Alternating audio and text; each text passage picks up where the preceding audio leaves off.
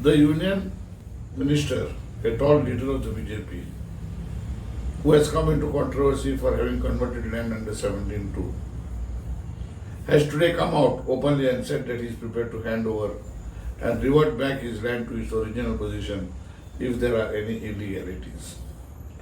He has further demanded that a TCP Act, especially 17(2) and the 39(a), that's what he means, should be reviewed whether it is in public interest. That is the real need of the hour. At this stage, we demand that the CM intervenes and directs the TCP minister to immediately stop any approval under 17(2) or 39 acts, whatever they have brought in for conversion. And my question to the TCP minister is, will he follow his tall leader, the BJP leader, Bahu, what they call him, Shripad Naik, in surrendering his land also what has been converted?